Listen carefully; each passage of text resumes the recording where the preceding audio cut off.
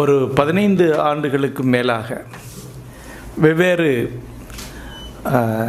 அறிவார்ந்த இயக்கங்களை தொடங்கி நடத்தி வருகிறோம். இந்த இயக்கங்களின் ஒரு சிறப்பு அம்சம் என்னவென்றால், அவை ஒரு மையப்படுத்தப்பட்ட தலைமையோ அல்லது நிர்வாக அமைப்போ அல்லது ஒரு கட்டமைப்போ இல்லாதவை என்பதுதான். எனக்கு அதில் நம்பிக்கை இல்லை. ஒரு தீயிலிருந்து இன்னொரு தீ பற்றி கொள்வது போல இயல்பாக வெவ்வேறு அமைப்புகளாகவும் வெவ்வேறு இயக்கங்களாகவும் பரவி செல்வது இயல்பானது என்ற எண்ணம் எனக்குண்டு. ஒரு தீயை விட அதிலிருந்து பற்றி கொண்ட தீ இன்னும் ஒருபடி குறைவானது அல்ல, அது இன்னொன்றும் அல்ல, அதே தான். ஆனால் அது வேறு, அதுக்கான பயணம் தனி. அவ்வாறாக நண்பர்கள் பல்வேறு அமைப்புகளாக விரிந்து விரிந்து இன்று சென்று கொண்டிருக்கிறார்கள். அதில் இந்த அமைப்பு நீண்ட காலமாக யோகா பயிற்சியிலும் ஆன்மீக பயிற்சியிலும் தேர்ச்சி கொண்டவராகிய தில்லை செந்தில் பிரபு அவர்களால் தொடங்கப்பட்டு முன்னெடுக்கப்படுவது எனக்கு மிகுந்த மகிழ்ச்சி அளிக்கிறது. எங்களுடைய முழுமை அறிவு என்ற அமைப்பின் 2 ஆசிரியர்களை இங்கே அமர்ந்திருக்கிறார்கள். மதிப்புக்குரிய தில்லை செந்தில் பிரபு அவர்கள் அங்கே தியான வகுப்புகளை நடத்தி வருகிறார். மதிப்புக்குரிய மரபின் மைந்தன் முத்தையா அவர்கள் மரபு இலக்கியம் மற்றும் சைவ இலக்கிய வகுப்புகளை நடத்தி வருகிறார். இன்னும் வரும் ஜனவரியில் அவருடைய மரபு இலக்கிய வகுப்பு நடக்க இருக்கிறது.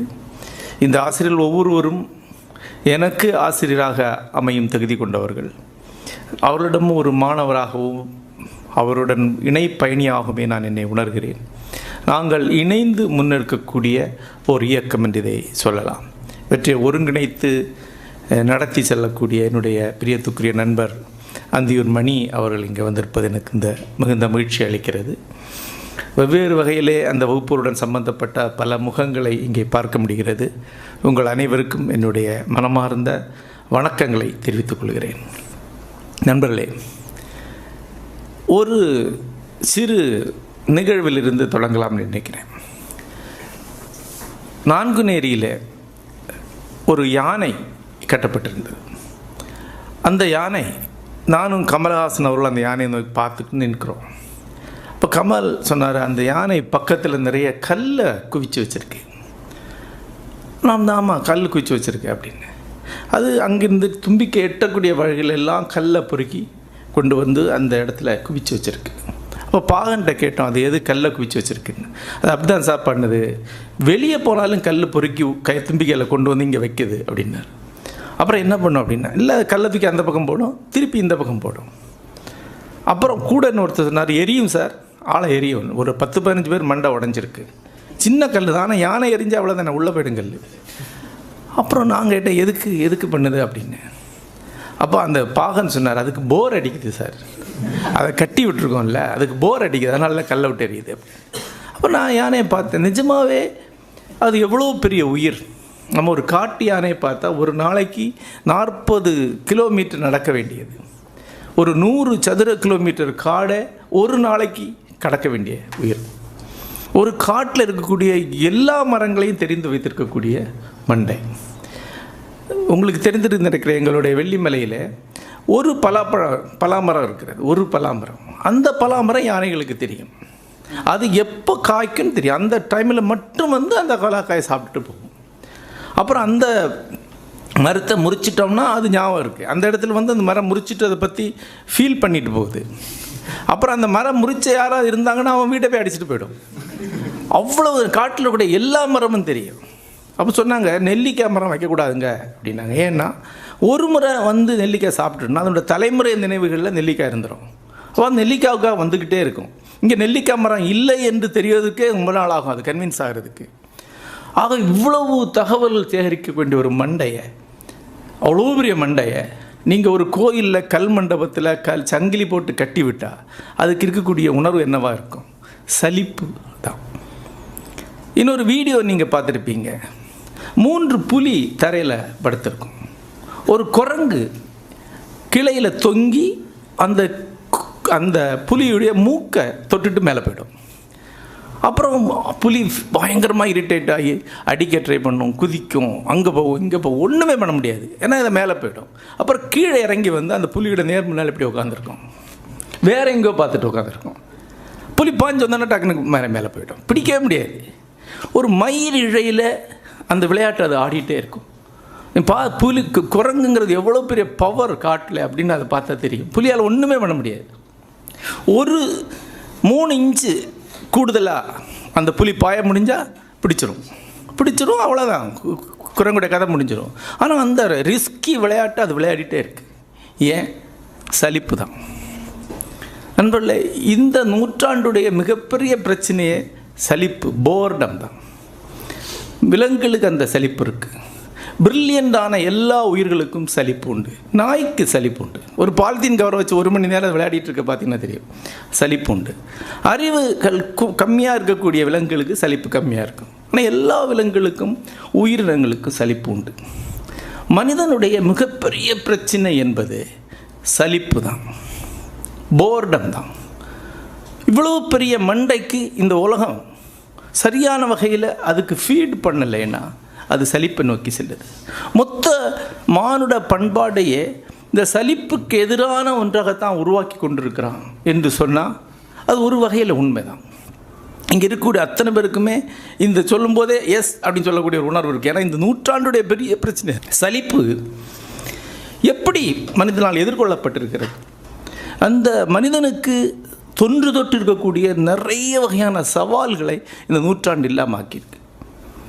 நீங்கள் 200 ஆண்டுகளுக்கு முன்னாடி உங்களுடைய முன்னோர் ஒரு உடைவாள் இல்லாமல் இங்கிருந்து சென்னிமலைக்கெல்லாம் போயிட முடியாது, கையில் ஆயுதம் வேணும். ஆனால் இன்றைக்கு உங்களுக்கு அந்த ஆங்ஸைட்டி கிடையாது, யாரும் உங்களை தாக்க போகிறதில்லை. இந்த 200 ஆண்டுகளுக்கு முன்னாடி இங்கிருந்து ஒரு 10 கிலோமீட்டர் போகிறோன்னா உணவுக்கு நீங்கள் ஏற்பாடு பண்ணிக்கணும், அதை கையில் கொண்டு போகணும். ஆனால் இன்றைக்கு அந்த பிரச்சனை கிடையாது. 200 ஆண்டுகளுக்கு முன்னாடி அடுத்த ஆண்டு உங்களுக்கு உணவு உண்டா இல்லை என்பது விவசாயத்தை சார்ந்திருக்கு, மழை பெய்யுமா என்பது சார்ந்திருக்கு. மழை பெய்தால் அடுத்த ஆண்டு உங்களுக்கு சாப்பாடு உண்டு, மழை பெய்யலைன்னா அடுத்த ஆண்டு சாப்பாடு இல்லை. இன்றைக்கு அந்த பிரச்சனை இல்லை. இது ஒரு மாபெரும் உறுதிப்பாடு ஒன்று உருவாகுது. இது ஒவ்வொன்றும் தொடர்ந்து பெரும் சலிப்பை நோக்கி மனிதர்களை தள்ளிகிட்டே இருக்கு. எப்பவுமே அந்த சலிப்பு மனிதனுக்கு உண்டு. அந்த சலிப்பிலிருந்து பழங்கால மனிதர்கள் எப்படி வென்றார்கள் என்றால், ஒன்று இந்த லௌகீகம் அவங்களுடைய சலிப்பு பெரும்பளவுக்கு, இந்த வாழ்க்கை போராட்டமே பெருளவுக்கு சலிப்பை இல்லாமல் பண்ணுது. அதற்கு மேலாக தொடர்ந்து ஒரு கற்பனை வழியாக அவ ஏதோ வாழ்க்கையை பெருசு பண்ணிகிட்டே இருக்கிறாங்க. அவ்வளோ பேய்கள், அவ்வளோ முன்னோர் கதைகள், அவ்வளோ வீர கதைகள், அவ்வளவு புராணங்கள், தொன்மங்கள் எல்லாம் வாழ்க்கையை பெருசு பண்ணது. அப்போ ஒரு பிக்கர் லைஃப்பை உள்ளே உருவாக்கிக்கிறது வழியாக அந்த சலிப்பை சென்ற கால மனிதர்கள் கடந்து சென்றார்கள். இன்னொன்று சோஷியலைசிங்னு ஒன்று அந்த மனிதர்களுக்கு இருந்து கொண்டே இருந்தது.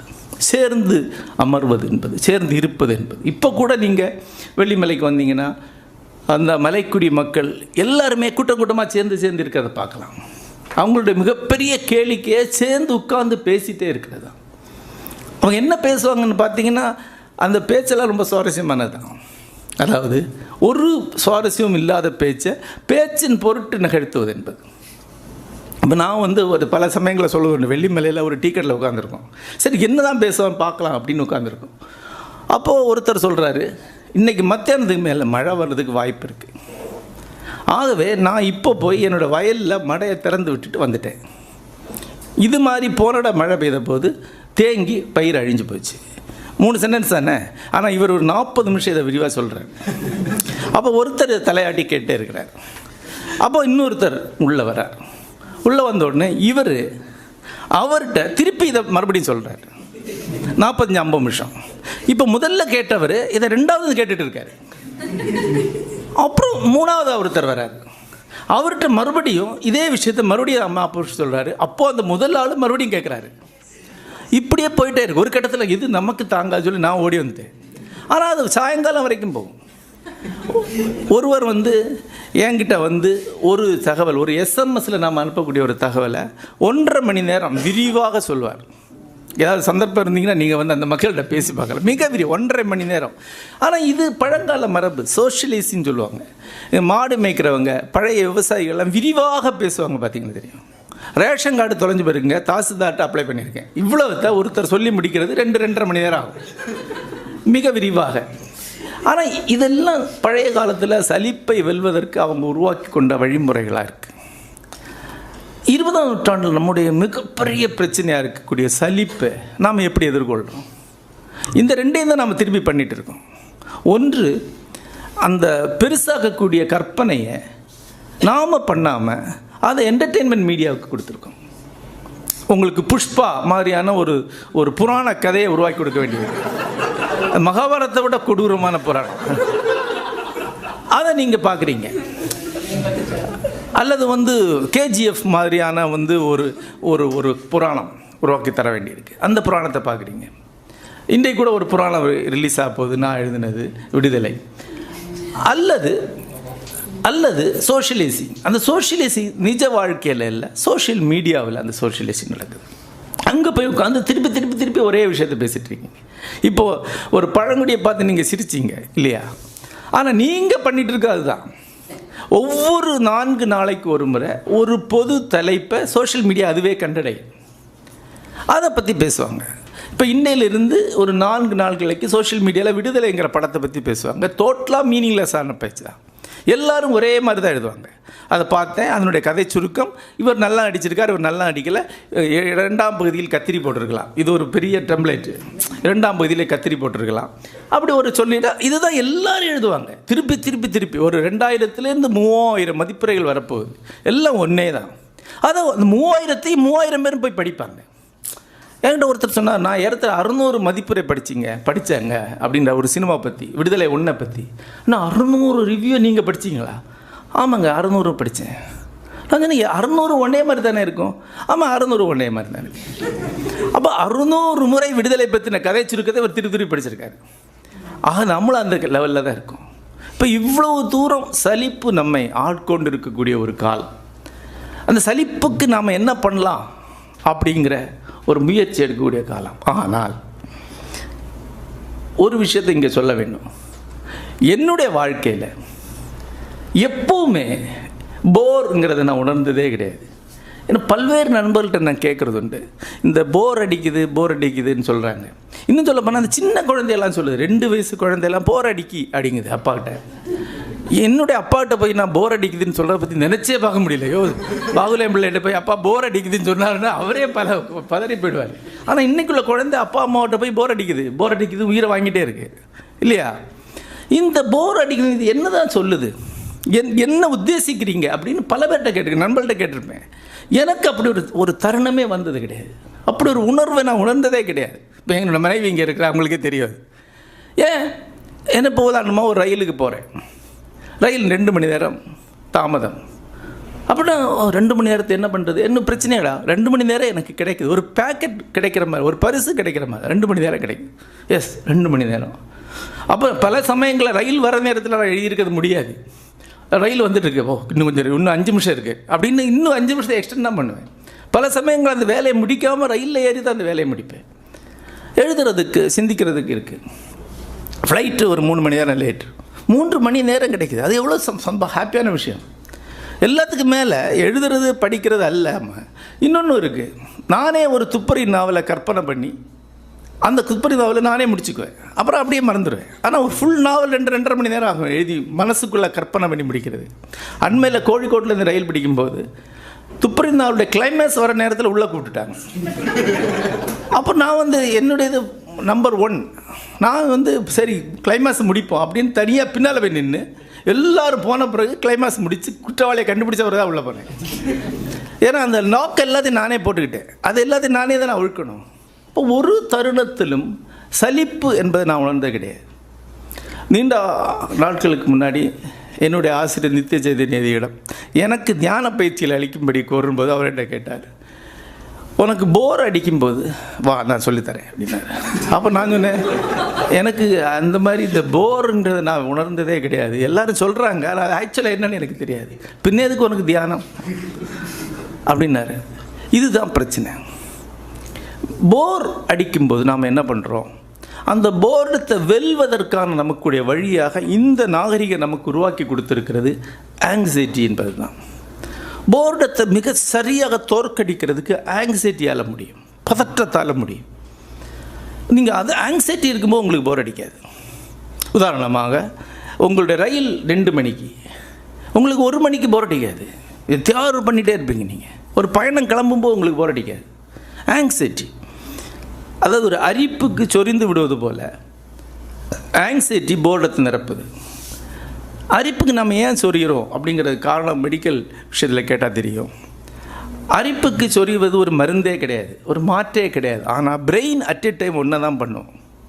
அப்போது நீங்கள் சொரியும் போது இந்த சொரிகிற ஸ்பரிசம் வந்துடுச்சுன்னா அரிப்புங்கிறத பிரெயின் விட்டுரும். 2ல் ஒன்று தான் நடக்கும். பிரெயின் அட் எ டைம் ஒன்று தான் ஸ்பரிசத்தை உணர முடியும். ஆகவே தான் நம்ம சொரிகிறோம். சொரிஞ்சு கையெடுத்தோன்னா மறுபடியும் அரிக்கும். ஆங்ஸைட்டி மிக சரியாக சலிப்பை வெல்லும். ஆனால் அப்போ நமக்கு நிஜமாகவே ஆங்ஸைட்டி வேணுமே. நம்மளை யாராவது கொல்றதுக்கு துரத்தணும் இல்லையா? நம்மளை யாராவது வேட்டையாடணும், அல்லது நாம் யாரையாவது கொல்றதுக்கு துரத்தணும், நாம் யாரையாவது வேட்டையாடணும், நமக்கு ஏதாவது வரணும், நம்ம ஏதாவது கொடுக்கணும், ஏதோ ஒன்று ஆங்ஸைட்டிக்கான காரணம் நமக்கு இருக்கணும். இருந்தால் இந்த போர்டத்தை நம்ம வெல்ல முடியும். அது நமக்கு கிடையாது. நம்முடைய 20ஆம் நூற்றாண்டு 21ஆம் நூற்றாண்டு வரலாற்றில் அப்படி பெரிய காரணங்கள் ஒன்றுமே கிடையாது. ஒருத்தருடைய 60 வயசு வரைக்கும் வாழ்க்கையை ரயிலில் அவர் சொல்லுவார். எல்லாருமே வாழ்க்கை சுருக்கத்தை சொல்லுவாங்க ரயிலில். மொத்தமே 5 சென்டென்ஸுக்குள்ளே சொல்லி முடிச்சிடுவார். ஈவியில் வேலை பார்த்தேன் சார், 32 வருஷம் சர்வீஸ், ரிட்டையர் ஆகிட்டேன், பையன் அமெரிக்கா இருக்கலாம், பொண்ணு பிலாயில் இருக்குது, கல்யாணம் ஆகிடுச்சு, போயிட்டு இருக்கு, வாழ்க்கை முடிஞ்சிருச்சு. இதில் அவருக்கு என்ன ஆங்ஸைட்டி இருக்க முடியும்? இவ்வளோதான் லைஃபு. இதுக்கு மேலே ஒன்றும் பெருசாக சொல்கிறதுக்கு இல்லை. நடுவில் சுகர் பிபி வந்தது, 100 வாரி வேணால் சேர்த்துக்கலாம். அப்புறம் இந்த வாழ்க்கையில் ஆங்ஸைட்டிக்கு இல்லாதனால ஆங்ஸைட்டியை உருவாக்கி தரும் பொறுப்பை நாம் என்டர்டெயின்மெண்ட் மீடியாவுக்கு கொடுத்துருக்கோம், அல்லது சோஷியல் மீடியாவுக்கு கொடுத்துருக்கோம். அவங்க உங்களுக்கு ஆங்ஸைட்டியை தான் உருவாக்கி கொடுக்குறாங்க. ஒரு திரைக்கதை ஆசிரியராக என்னுடைய வேலை என்னன்னு தெரியும்னா, உங்களுக்கு ஆங்ஸைட்டி உருவாக்கி கொடுக்குறது தான். என்னுடைய ஆசிரியர் லோகிதாஸ் சொல்லுவார், ஒரு திரைக்கதையோட பேட்டர்ன் என்னென்னு என்கிட்ட சொல்கிறார். நீங்கள் காலையில் ஆஃபீஸுக்கு வரீங்க, சாயங்காலம் வீட்டுக்கு திரும்பி போகிறீங்க. வீட்டு முன்னாடி ஒரு 20 பேர் நின்றுட்டுருக்காங்க. டப்புன்னு ஒரு வேர்க்கும் இல்லை, பதட்டம் ஒன்றும் இல்லை. அதுதான் திறக்கதை. இந்த உருவாக்கி நீ அதை திறக்கதை ஆளுக்குள்ள உட்காந்து பார்ப்பாங்க. என்ன நடந்தது? என்னத்தமே நடக்கலாம் இல்லையா? ஒரு இனிமையான குடும்பம் அப்படின்னு திறக்கதை ஆரம்பித்தாலே என்ன அர்த்தம்? திடீர்னு அதான் கதை. இப்போ இந்த ஆங்ஸைட்டியை நாங்கள் திருப்பி உருவாக்குறோம். இந்த ஆங்ஸைட்டியை கடைசி வரைக்கும் பிக்கப் பண்ணி கொண்டு போயிட்டோன்னா படம் ஹிட் ஆகிடும். அப்போ உங்களுக்கு தேவையான இருப்பது 3 மணி நேரம் நீங்கள் ஆங்ஸைட்டி அடையணும். அந்த ஆங்ஸைட்டியை இன்னும் பெருசு பண்ணுறதுக்கு தான் இன்னும் அதை கற்பனை பண்ணுவீங்க. இந்த ஆங்ஸைட்டியை இன்னும் பெருசாக்க கொண்டே இருக்க வேண்டியிருக்கு. சினிமாவோட ஆங்ஸைட்டி மக்களுக்கு பத்தலை. ஆகவே வேற எங்கேயாவது வன்முறை செய்திகள். உங்களுக்கு தெரியும் நினைக்கிறேன், இணையத்தில் மிக அதிகமாக பார்க்கப்படக்கூடிய காணொளி துணுக்கு என்பது விபத்து காணொளிகள். வெவ்வேறு விபத்து காணொளிகள் தான் லட்சக்கணக்கான கிளிக்ஸ் பார்க்கப்படுது. ஒரு பெரிய தொழிலாகவே இருக்காது. அதாவது பல்வேறு நிறுவனங்கள் சிசிடிவி ஃபுட்டேஜில் இருக்கக்கூடிய விபத்து காட்சிகளை விலை கொடுத்து வாங்கி கட் பண்ணி தங்களுடைய ப்ரமோஷனுக்கு பயன்படுத்துகிறாங்க. ஏன்னா அவ்வளோ தூரம் உலகத்தில் ஆட்கள் அதை பார்க்குறாங்க. ஏன்னா அது ஆங்ஸைட்டியை உருவாக்குது. ஆங்ஸைட்டி போர்டத்தை இல்லாமல் அப்படி ஆங்ஸைட்டி எப்படிலாம் உருவாக்கணும்? நீங்கள் திமுக காரனாக உட்காந்துக்கிட்டு இணையத்தில் போய் 4 பிஜேபியை திட்டினீங்கன்னா உங்களுக்கு ஒரு ஆங்ஸைட்டி ரிலீஃப் வருது. பிஜேபிக்காரன் திருப்பி திட்டும்போது அவனுக்கு கொஞ்சம் ரிலீஃப் வருது. உங்கள் மாறி மாறி ஆங்ஸைட்டி உருவாக்கி கொண்டு நீங்கள் உங்களுடைய சலிப்பை வெல்றீங்க. திமுக, அதிமுக, தமிழ் தேசியம், யாராவது இதுக்கு உண்மையாக விசுவாசமாக இருக்கிறாங்களா? நம்ம பார்த்த நீ ஒரு அதி தீவிர அரசியல் பற்றாளன் இருக்கான். அவனை பார்த்த உடனே இந்த நடிப்பில் என்கிட்ட வேண்டாம், நானே ஒன்று மாதிரி ஆள் தான் அப்படின்னா நம்ம நினைக்கிறோம் இல்லையா? நீ ஒரு லௌகியமான ஆள்னு எனக்கு தெரியும், நானும் லௌகிய ஆள்னு உனக்கு தெரியும். ஆனால் நாம் 2 பேரும் சோஷியல் மீடியாவில் மாறி மாறி அப்பா அம்மா இழுத்து போட்டு சண்டை போடுவோம். ஏன்னா உனக்கு ஆங்ஸைட்டி வேண்டியிருக்கு, எனக்கு ஆங்ஸைட்டி வேண்டியிருக்கு. நான் ஒன்றை சொரியும் போது நீ என்ன சொரியிற? இவ்வாறு ஒரு ஆங்ஸைட்டி உலகத்தை நம்ம பெருசு பண்ணி ஒரு பிரம்மாண்டமான ஆங்ஸைட்டி உலகத்தை உருவாக்குறோம். இந்த ஆங்ஸைட்டி உலகம் என்ன ஆகுதுன்னா, நம்முடைய போர்டம் என்கிற விஷயத்தை எப்படி அது ஆங்ஸைட்டி எதிர்கொள்ளுது, எப்படி போர்டத்தை ஆங்ஸைட்டி இல்லாமல் ஆக்குது அப்படின்னு பார்த்தா, போர்டம் என்பது சாலிடான நீண்ட டைம் தான்.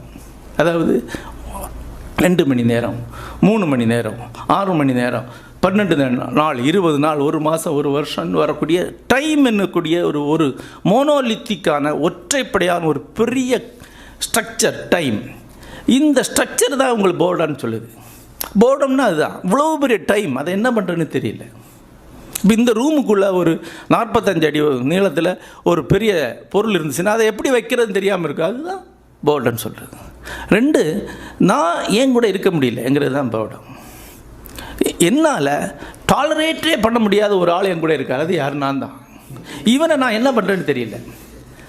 ஆகவே இந்த ஆளை டீல் பண்ண எனக்கு இவனை நான் மறைக்கணும், இந்த காலத்தை மறைக்கணும். அதுக்கு தான் நான் ஆங்ஸைட்டிக்கு போகிறேன். இந்த ஆங்ஸைட்டி எப்படி என்ன பண்ணுதுன்னா, இந்த காலத்தை பல துண்டுகளாக துண்டு தான் நறுக்கி கொடுத்துருது.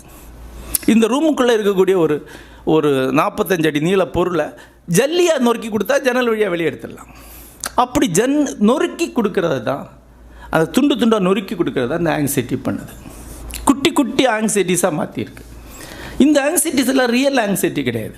அது உங்களுக்கே தெரியும். இதெல்லாம் ஃபேக்குன்னு தெரியும். எந்த அதி தீவிர அரசியலாளனுக்கோ அது அரசியல் ஃபேக்குன்னு தெரியும். சினிமா பார்க்கும்போது கதாநாயகன் குண்டுபட்டு ஆஸ்பத்திரியில் படுத்திருக்கான், அவனை மறுபடியும் சுடுறதுக்காக வில்லன் வந்துட்டு இருக்கான். சுற்றுவானவங்க ஆங்ஸைட்டி உங்களுக்கு இருக்குது. ஆனால் சுட்டாலும் உங்களுக்கு ஒரு பிரச்சனை இல்லைன்னு உங்களுக்கு தெரியும் இல்லையா? ஆகவே இந்த ஆங்ஸைட்டி ஃபேக்குன்னு உங்களுக்கு தெரியும். ஆனால் இந்த ஃபேக் ஆங்ஸைட்டி வச்சு இந்த காலத்தை துண்டுகளாக நொறுக்கிட்டே இருக்கும். பல துண்டுகளாக நொறுக்கிறோம், சின்ன சின்ன பீஸாக மாற்றுறோம். அது நமக்கு டீல் பண்ண ஈஸியாக இருக்குது. இந்த நீண்ட மோனோலித்திக்கான பெரிய காலம் நிமிடங்களாக கணங்களாக சுருங்கிட்டே இருக்குது. கல்ச்சர் வளர்ந்து வர ஆங்ஸைட்டியை பெருக்க ஒரு கட்டத்தில் இதை நொறுக்கி டைனியாக மாற்றிட்டோம். நேத்திக நண்பர்கள்ட்ட பேசியிருந்தேன். இப்போ அதிகமாக எல்லோரும் ஷார்ட்ஸ் தான் பார்க்குறாங்க. யூடியூப்லேயே 1 மணி நேரத்துக்கு மேலே வீடியோக்களில் பார்க்குறவங்கள எண்ணிக்கை பயங்கரமாக குறைஞ்சிருக்கு. அதுக்கு ஒரு ரீசன்ட் சர்வேஸை தான் காட்டுது. 20 நிமிட வீடியோக்களை பார்க்குற எண்ணிக்கை கொஞ்சம் கூடியிருந்து அதுவும் இப்போ குறைஞ்சிட்ருக்கு. இப்போ 5 நிமிஷத்துலேருந்து 3 நிமிஷம் ஆகி 1 நிமிஷம் ஆகி 1 நிமிஷத்துலேருந்து 30 செகண்ட் ஷார்ட்ஸ் தான் இன்றைக்கி அதிகமாக ஆட்கள் பார்க்குறாங்க. இப்போ இவனுடைய பிரச்சனை என்ன? 30 செகண்டுக்கு மேலே ஒரு விஷயத்தை தொடர்ந்து பார்க்க அவனால் முடியல. 30 நிமிஷத்துக்கு மேலே கான்சன்ட்ரேஷன் நிற்க மாட்டேங்குது. இதுதான் பிரச்சனை.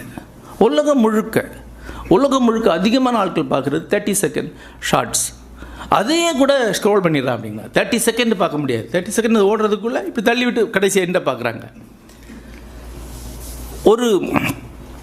ஒரு 5 இயர்ஸ் முன்னாடி வரைக்கும் அதிகமாக பார்க்கப்பட்ட வீடியோ கிளிப்பிங்ஸ் என்ன அப்படின்னா க்ளீனிங் வீடியோஸ்னு சொல்லுவாங்க. க்ளீனிங்னா ஒரு அறை அழுக்காக இருக்கும், ஒரு வேக்யூம் கிளீனர் வச்சு அதை க்ளீன் பண்ணுவாங்க. ஒரு கார்பெட் ரொம்ப அழுக்காக இருக்கும், அது வேக்யூம் கிளீனர் வச்சு க்ளீன் பண்ணுவாங்க. அது ஒரு 10 நிமிஷம் வரைக்கும் ஓடும். இது பார்க்குறதுங்கிறது ஒரு சின்ன ரிலீஃப் எக்ஸ்பீரியன்ஸ், ஒரு சூத்திங் எக்ஸ்பீரியன்ஸ். பார்க்குறவங்களுக்கு ஒரு சின்ன அக விடுதலை அதில் வரும். அந்த க்ளீன் ஆகிட்டே கடைசியில் நல்ல க்ளீனாக இருக்கும்போது ஒரு நிறைவு வருது. அதே மாதிரி மிஷின்ஸ் டூல்ஸு சில வேலைகளை செய்கிறது அதுவும் ரொம்ப அதிகமாக ஆட்கள் ஸ்ட்ரெஸ் பஸ்டர்ஸாக பார்க்கப்பட்ட ஒன்று. அது எப்படின்னா ஒரு மிஷின் ஒரு விஷயத்தை பண்ணி கடைசியில் ஒரு பர்ஃபெக்டான ஒரு வடிவம் வரும். அல்லது ஒருத்தர் ஒரு படம் வரைய ஆரம்பிப்பார், வரைஞ்சி கடைசியில் ஒரு பிக்சர் வரும். இதை பார்த்து முடிக்கும்போது இவருக்கு ஒரு சின்ன வகையான மெடிடேஷன். ஆனால் இப்போது அந்த வீடியோக்கள் எல்லாமே ஃபெயில் ஆகிடுச்சு, யாருமே பார்க்குறது கிடையாது. அந்த தீமே அவுட் ஆகிடுச்சு. யாராலையுமே 10 அல்லது 5 நிமிஷம் ஒரு க்ளீனிங் வீடியோவை, ஒரு க்ரியேஷன் வீடியோவை பார்க்க முடியாது. ஏன்னா இதையே ஒரு 30 செகண்ட் அதை போட்டால் தான் பார்ப்பாங்க. இதுதான் இன்றைக்குள்ள சிக்கல். இன்றைக்குள்ள சிக்கல் என்பது நம்முடைய காலம் துண்டாக நொறுக்கப்பட்டு நமக்கு கிடைக்குது. இந்த ஆங்ஸைட்டியால் இந்த டைமை நம்ம நொறுக்கி துண்டாக வச்சிட்ருக்கோம். இதனுடைய விளைவாக நமக்கு இருக்கக்கூடியது என்னென்னா நம்மளால் தொடர்ந்து கவனிக்க முடியாமல் போகுது. எதையுமே தொடர்ச்சியாக சிந்திக்கவோ கவனிக்கவோ முடியாமல் போகுது. நம்முடைய உள்ளத்தை நாம் துண்டுகளாக நொறுக்கி ஒரு பக்கெட்டில் வச்சுருக்கோம். இதுதான் இந்த நூற்றாண்டுடைய மிகப்பெரிய பிரச்சனை. நாங்கள் தத்துவம், இலக்கியம், மெய்யியல் ஆகியவற்றுக்காக ஒரு அமைப்பை தொடங்கின போது எதிர்வினைகளிலிருந்து கற்றுக்கிட்ட முதல் விஷயம் என்னென்னா பிரச்சனை இதெல்லாம் கற்றுக்கிறது இல்லை, கற்றுக்கிறதுக்கான மனநிலையை உருவாக்கிக்கிறது தான். சொல்லிக் கொடுக்க ஆள் இருக்குது, ஆனால் கற்றுக்கிறதுக்கு ஆர்வம் இருக்குது. ஆனால் என்னால் 10 நிமிஷம் கவனிக்க முடியாது. என்கிட்ட அந்த 2022 குறைந்த 60-70 யங்ஸ்டர்ஸ் சொல்கிற விஷயம் வந்து எங்களால் 15 நிமிடங்களுக்கு மேல் ஒரு விஷயத்தை கவனிக்க முடியாது. இவ்வளோக்கும் பெரிய பதவியில் இருக்கிறாங்க, தொடர்ந்து வேலை பார்த்துட்டு இருக்கிறாங்க, ஆனால் கவனிக்க முடியாது. இதுக்கு அப்போ தான் தோணுச்சு, இதுதான் முதல் சிக்கல். இதை எதிர்கொண்டு இதுக்கு ஒரு தீர்வு காணாத, இதுக்கான பயிற்சியை கொடுக்காம நீங்கள் தத்துவத்தை பயிற்சி கொடுத்தா அவங்கள உட்கார முடியாது. அப்போ நான் கேட்டேன், நான் இப்போ உங்கள்கிட்ட 15 நிமிஷம் பேசினேன்னா நீங்கள் என்ன பண்ணுவீங்க அப்படின்னு. சார், நீங்கள் 15 நிமிஷம் பேசுகிறதுக்குள்ளே நான் எனக்குள்ள ஒரு 8-10 விஷயத்தை யோசித்திருப்பேன். நீங்கள் பேசுகிறதுனால கனெக்ட் பண்ணிக்க முடியாது. கொஞ்சம் ஞாபகம் இருக்கும், அப்புறம் நடுவில் விட்டுருவேன், அப்புறம் மறுபடியும் ஞாபகம் இருக்கும். ஒட்டுமொத்தமாக நீங்கள் என்ன சொல்லியிருக்க கூடுங்கிற ஒரு அண்டர்ஸ்டாண்டிங் தான் நான் அடைவேன். இதுதான் என்னுடைய மைண்டு. அதிகவும் 40 வயது குறைவானவர்களில் இந்த அட்டென்ஷன் டெஃபிஷியன்சிங்கிறது ஒரு பெரிய சிக்கலாக இருக்குது. பெரும்பாலானவங்களுக்கு அப்படி இருக்குன்னு சொல்ல வரல, பெரும்பாலும் எல்லார்ட்டையும் அந்த சிக்கல் இருக்குது. அதாவது அந்த சிக்கல் இல்லாமல் இல்லை நான் 1 மணி நேரம் ஒன்றை கவனிப்பேன் என்று சொல்லக்கூடியவங்க கிட்டத்தட்ட யாருமே கிடையாது. ஆனால் எனக்கு அதை புரிஞ்சுக்கிறதுக்கே ரொம்ப கஷ்டம். எனக்கு ஏதோ பீலா விடுறான்னு நான் நினச்சேன். ஏன்னா நான் 35 மணி நேரம் தொடர்ச்சியாக ஒரு விஷயத்தை பண்ணியிருக்கக்கூடிய ஆள். ஒரு நாவலை 36 மணி நேரம் ஒரே சிட்டிங்கில் எழுதியிருக்கேன். குமரித்துறைங்கிற நாவலை மிக எளிதாக 6-7 மணி நேரம் ஒரே விஷயத்தை முழு கவனத்தோட என்னால் செய்ய முடியும். ஒரு புத்தகத்தை ஆரம்பத்திலிருந்து கடைசி வரைக்கும் ஒரு 400 பக்கத்தை நடுவில் எங்கே நிறுத்தா படித்து மொத்தத்தை நினைவில் இருத்தி 15-20 ஆண்டுகளுக்கு பிறகு அந்த மொத்த புத்தகத்தை திருப்பி சொல்ல முடியும். அப்படி தான் நான் வந்திருக்கேன். ஆனால் இவங்களுடைய உலகம் இப்படி இருக்குது. ஆகவே இவங்களுக்கான பயிற்சிகள் தேவை. அதன் அடிப்படையில் தான் நம்ம முன்னால் போக முடியும். எந்த அடிப்படையில் தான் முதல்ல குருஜி சவுந்தர் சத்யானந்த யோக மையத்தை சார்ந்தவர், அவரை அழைத்து அந்த யோக பயிற்சிகளை அளிக்க ஆரம்பித்தோம். அதன் பிறகு தான் தில்லை அவர்களை நானே பேசி அவரை அழைத்து அந்த பயிற்சிகளை அங்கே கொடுக்க ஆரம்பித்தோம். அந்த பயிற்சிகள் எந்த அளவுக்கு பயனுள்ளதாக இருக்கின்றன என்பது அதுக்கு வரக்கூடிய தொடர்ந்த வரவேற்பிலிருந்து பங்கேற்பிலிருந்து தெரிய வருகிறது. அதில் வந்தவங்களால் தத்துவ வகுப்புக்கு எளிதாக வர முடிகிறது, கவனிக்க முடியுது. ஏன்? மிக எளிமையான ஒரு விஷயம். நம்முடைய இன்றைக்குள்ள வாழ்க்கையில் தொடர்ச்சியாக ஒரு ஓட்டத்தில் இருக்கக்கூடியவங்களால் தங்களுடைய மைண்டை தாங்களே உட்கார்ந்து கொஞ்ச நேரம் பார்க்குறதே கூட அரிதாக இருக்குது. என்கிட்ட 2022 ஒரு இளம் நண்பர் சொன்ன ஒரு விஷயம், சார் எனக்கு சைக்காலஜிக்கல் பிரச்சனை இருக்குது அப்படின்னாரு. அப்போ நான் பார்த்தா அப்படி தெரியல. சரி, என்ன பிரச்சனை என்ன சார்? என் மைண்டு ஜம்ப் ஆகிட்டே இருக்குது சார், துண்டு அப்படியே ஜம்பாக ஓடிட்டே இருக்குது. நான் ஒரு மாதிரி ஷாக் ஆகிட்டேன். ஏப்பா, மைண்டே அப்படி தான் இருக்குது எல்லாருக்குமா? ஆமாம் சார், ஆமாம்யா, எல்லா மைண்டும் அப்படி தான். மைண்டே பெரிஃபரல் அசோசியேஷன் வழியாக தான் ஆப்ரேட் ஆகும். எல்லா மனமும் ஒன்றிலிருந்து இன்னொன்றுக்கு ரேண்டமாக தான் ஜம்ப் ஆகி போகும். மண்டை மட்டும் இல்லை, எல்லாருக்கும் அப்படி தான். அப்படியா சார்? நான் எனக்கு மட்டும் தான் ஏதோ பிரச்சனை நினச்சிட்ருக்கேன். ஒரு நிமிஷம் கூட தான் உட்காந்து தான் மண்டையை பார்த்தது கிடையாது. அப்போ இவனை மாதிரி ஒரு ஆளுக்கு ஒரு தியான ஆசிரியர் மனம்னா என்னன்னு சொல்ல வேண்டியிருக்கு. மனம்னா இப்படி தான் இருக்கும்பா, அது உட்காந்து பாரு. அது ஒரு ரேண்டமான ஒரு, நான் சொன்னேன் மனக்குரங்கு அப்படின்னு சொல்லியிருக்காங்களே, அது குரங்கு தாவுற மாதிரி தான் தாவும். அது ஒன்றும் அந்த 1000 அட்டை மாதிரி சீராக ஊந்தெல்லாம் போகாது. அப்படி போகிறதுக்கு பல ஆண்டுகள் மெடிடேஷன்லாம் தேவைப்படும் அப்படின்னு. அதன் பிறகு தான் இந்த பயிற்சிகளை கொடுக்க ஆரம்பித்தோம். அந்த பயிற்சிகள் மிகப்பெரிய அளவில் பயனுள்ளவையாக இருந்தன என்பது நடைமுறையில் பார்த்து கொண்டிருக்கிறோம்.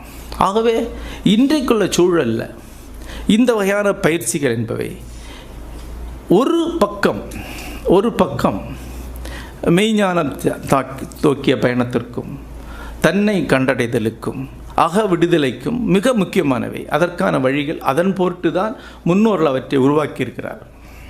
1000 ஆண்டுகளாக அதன் பொருட்டு தான் அது பயிலப்பட்டு வந்திருக்கிறது. ஆனால் இன்றைய நவீன வாழ்க்கை சூழலில் உங்களுடைய அன்றாட வாழ்க்கையை நடத்தி கொள்வதற்கும் தொழில்களை சரியாக செய்வதற்கும் எதையாவது கூர்ந்து கவனிப்பதற்கும் பயில்வதற்கும் இந்த பயிற்சிகள் அவசியமாக இருக்குது. ஞான தாகம் கொண்டு வாழ்க்கையை கடந்து போகிறவர்களுக்கு மட்டுமல்ல, மிக எளிதாக அன்றாட வாழ்க்கையை நிகழ்த்தி கொள்பவர்களுக்கு கூட இன்றைக்கு இந்த தியான மாதிரியான வகுப்புகள் மிக அவசியமாக மாறிக்கொண்டிருக்கு. என்னுடைய நண்பர் சுஜித்ரா ஒரு முறை சொன்னாங்க, சுவிட்சர்லாந்தில் அவங்க பணியாற்றும் போது அங்கு இருக்கக்கூடிய ஒரு அறிவியலாளர் இவங்கள்ட்ட கேட்டிருக்காங்க, நீங்கள் என்ன வகையான யோக பயிற்சியில் மேற்கொள்வீங்க அப்படின்னு. அப்போ அப்போ இவங்க சொல்லியிருக்காங்க, இல்லை நான் அப்படிலாம் ஒன்றும் பண்ணுறதில்லை. அப்படியா அப்படின்னு அதிர்ச்சி அடைஞ்சிட்டாங்க. ஏன்னா அவங்கள லேபில் எந்த வகையான மெடிடேஷனும் பண்ணாத ஒரே ஆள் அவங்க தான். ஏன்னா உலகம் முழுக்க யோக பயிற்சிகள், தியான பயிற்சிகள் என்பது பெரும்பாலும் எல்லாராலும் செய்யப்படக்கூடியதாக இன்று மாறி இருக்குது. மிக அதிகமான யோக பயிற்சிகளை செய்யக்கூடிய தேசம் எது அப்படின்னு கேள்வி கேட்டிங்கன்னா அது ஐரோப்பிய நாடுகள், குறிப்பாக ஜெர்மனி தான். ஜெர்மனியில் செய்யப்படக்கூடிய தியான பயிற்சிகளுடைய 15% கூட இந்தியாவிலே செய்யப்படுவதில்லை. அமெரிக்காவில் இருக்கக்கூடிய அளவுக்கு யோக பயிற்சியாளர்களில் 5% பேர் கூட இந்தியாவில் கிடையாது. ஏன்னா அவ்வளோ தூரம் இந்த நவீன வாழ்க்கைக்கு மிக அவசியமான ஒன்றாக இருக்குது. ஆனால் நமக்கு ஒரு சூடோ ரேஷனலிசம், அதாவது ஒரு முதிராத நாத்திகவாதம் காரணமாக இதெல்லாம் நாங்கள் ஆல்ரெடி லிபரேட்டட், ஞானத்தை உள்ளே வச்சுருக்கோம், எங்களுக்கு இதெல்லாம் தேவையில்லை அப்படிங்கிற ஒரு மனநிலை நம்ம வளர்த்துருக்குறோம். அப்புறம் இதையெல்லாம் கேலி கிண்டல் செய்வது வழியாக நாம் ஒரு மேலான ஆட்களாக மாறுறோங்கிற பாவனையை நம்ம மேற்கொள்கிறோம். அப்புறம் நம்முடைய சூட அரசியல்வாதிகள் இந்த வகையான மனநிலையை நம்மகிட்ட வளர்த்துக்கிட்டே இருக்கிறாங்க. இது நீங்கள் மதத்தோடோ ஆன்மீகத்தோடோ கடவுளோடோ சாமி கும்பிடுவதோ இணைத்தே ஆக வேண்டும் என்பதில்லை. அதற்கப்பால் உங்களை நீங்களே உட்கார்ந்து பார்க்குறதுக்கு, உங்களோட அகத்தை கையாளுவதற்கான ஒரு பயிற்சியை அடைவதற்கு கூட இதை பயன்படுத்தி கொள்ளலாம். அந்த வகையில் இந்த வகையான அமைப்புகள் இன்னும் பல அளவிலே பெருக வேண்டும் என்றும், ஏராளமானவதில் பங்கெடுக்க வேண்டும் என்றும், ஒவ்வொருவரும் தங்களுடைய மனம் என்ற கருவியை கையாளுவதற்கான அடிப்படை பயிற்சியிலிருந்து இதை தொடங்க வேண்டும் என்று நான் விரும்புகிறேன்.